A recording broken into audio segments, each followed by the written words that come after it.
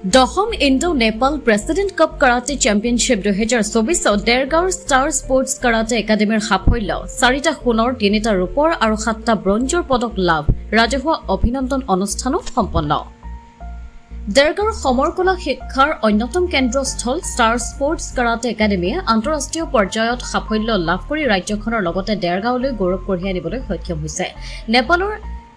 মেছিনগৰ জাফাত 7 আৰু 8 ছেপ্টেম্বৰত অনুষ্ঠিত হোৱা আমন্ত্ৰণমূলক আন্তঃৰাষ্ট্ৰীয় দশম Indo Nepal president cup karate championship 2024 দেৰগাঁৱৰ ষ্টাৰ স্পৰ্টছ কাৰাটে একাডেমীৰ 10জনীয়া আইটি দলে অংশগ্ৰহণ কৰি 4টা সোণৰ 3টা ৰূপৰ আৰু 7টা ব্ৰঞ্জৰ পদক লাভ কৰি ৰাজ্যখনৰ লগতে দেৰগাঁৱলৈ গৌৰৱ কঢ়িয়াই আনিবলৈ সক্ষম হয় মুখ্য প্ৰশিক্ষক সেনসাই ৰঞ্জিত ৰিংকু বৰাৰ নেতৃত্বত দল পৰিচালক চন্দন স্বৰ্গীয়াৰীৰ তত্ত্বাৱধানত যোৱা 10জনীয়া প্ৰশিক্ষাৰ্থী প্ৰতিযোগীয়ে সিনিয়ৰ কেডেট আৰু সাব জুনিয়ৰ শাখাৰ কাটা কমিটে বিভাগত অংশগ্ৰহণ কৰি ভৈৰৱ ৰিংকু বৰা কাটাত ৰূপ কমিটে সোণ হাৰ্থকী স্বৰ্গীয়াৰীয়ে কাটাত সোণ কমিটে ব্ৰঞ্জ ভাৰ্গৱ ৰিংকু বৰাই কমিটে সোণ আয়ুশ্ৰী বৰাই কাটাত সোণ কমিটে ব্ৰঞ্জ নাৱাৰুণা পাঠকে কাটা ৰূপ কমিটে ব্ৰঞ্জ অংকিতা হাজৰিকাই কমিটে ৰূপ লক্ষ্যজ্যোতি বৰাই কমিটে ব্ৰঞ্জ সুদৰ্শন হাজৰিকা কমিটে ব্ৰঞ্জ প্ৰিন্স বৰুৱাই কমিটে ব্ৰঞ্জ আৰু আয়ুষ জ্যোতি হাজৰিকাই কমিটেটত ব্ৰঞ্জ পদক লাভ কৰে এই উপলক্ষে শুকুৰবাৰে বিয়লি একাডেমীৰ মুখ্য প্ৰশিক্ষক স্থলী লঠাগাঁও স্থিত উদিত ক্লাবৰ প্ৰাংগণত স্থানীয় গাঁওবাসী ক্লাব সমিতি আৰু একাডেমীৰ অভিভাৱকসকলে বিজয়ী প্ৰতিযোগীসকলক অনাগত দিনলৈ উৎসাহিত কৰাৰ উদ্দেশ্যেৰে এক অভিনন্দন কাৰ্যসূচী গ্ৰহণ কৰে সেনসাই ৰঞ্জিত ৰিংকু বৰাই আধৰা অনুষ্ঠানত বিশ্ব হিন্দু পৰিষদৰ গোলাঘাট জিলা সম্পাদক তথা একাডেমীৰ উপদেষ্টা অভিজিত বৰা অৱসৰপ্ৰাপ্ত শিক্ষয়িত্ৰী ৰেণু প্ৰভা দত্ত প্ৰমুখ কৰি ব্যক্তিসকল উপস্থিত থাকে ছাত্ৰ-ছাত্ৰীসকলক উৎসাহিত কৰা দেখিবলৈ পোৱা গ'ল দেৰগাঁৱৰ পৰা কুমুদ বৰাৰ ৰিপৰ্ট পোহৰ লাইভ 8 সকলো প্ৰতিযোগীলৈ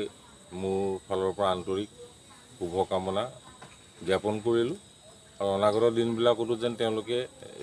নিজৰ পাৰফৰ্মেঞ্চ দি দেশ জাতি সকলোৰে যেন নাম উজ্বলাব পাৰে তাৰে আশা কৰিলোঁ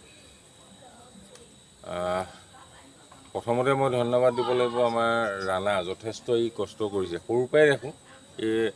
আমি যেতিয়া কোৱাৰ্টাৰত মানে ফিল্ডখনৰ ইপাৰ সিপাৰ আছিলে আমাৰ কোৱাৰ্টাৰ মোতকৈ সি জুনিয়ৰ এবছৰ তেতিয়াৰ পৰাই দেখোঁ যিহতে লাগে বৰ একাণপতীয়াকৈও লাগে আমি গৰম বন্ধত যেতিয়া মানে ফেমিলি লাইনৰ ল'ৰা এনেই টাং টিঙালি কৰি ঘূৰি ফুৰা ৰেকৰ্ডটোৱে বেছিকৈ থাকে তেতিয়া অকল ঢোলটো লৈ ব্যস্ত হৈ থাকে মানে এই তেতিয়াৰ পৰাই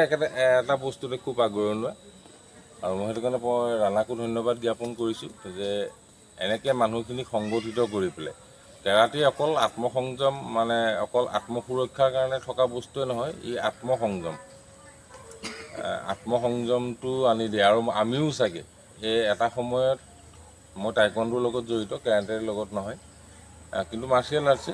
এই টাইকোৱাণ্ডোৰ লগত জড়িত থকাৰ কাৰণেই চাগে আজি এটা জেগাত বা কিবা হেৰিত ষ্টেবল হৈ আমি থাকিব পাৰিছোঁ অনুষ্ঠিত কৰাইছে মানে আমাৰ এই একাডেমীটোৰ প্ৰতিষ্ঠা কালৰ পৰা আমি বিভিন্ন ধৰণৰ প্ৰতিযোগিতাত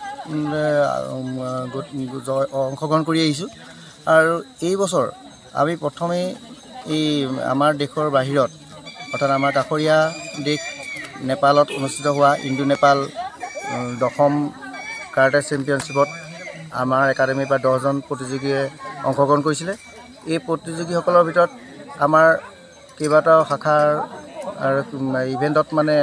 অংশগ্ৰহণ কৰি তেওঁলোকে 4টা সোণৰ পদক 3টা ৰূপৰ পদক আৰু 7টা ব্ৰঞ্জ পদক লাভ কৰিছে আৰু তেওঁলোকক আজি এই কাৰ্যসূচীটো অনুষ্ঠিত কৰা হৈছে এইটো কথা কাৰণে তেওঁলোকক অনাগত দিনত উৎসাহিত কৰাৰ উদ্দেশ্যেৰে আমাৰ অভিভাৱকসকল আৰু তথা আমাৰ এই গাঁওখনৰ বাসিন্দাই সকলোৱে একত্ৰিত হৈ তেখেতসকলক উৎসাহিত কৰাৰ উদ্দেশ্যে এই কাৰ্যসূচীটো অনুষ্ঠিত কৰা হৈছে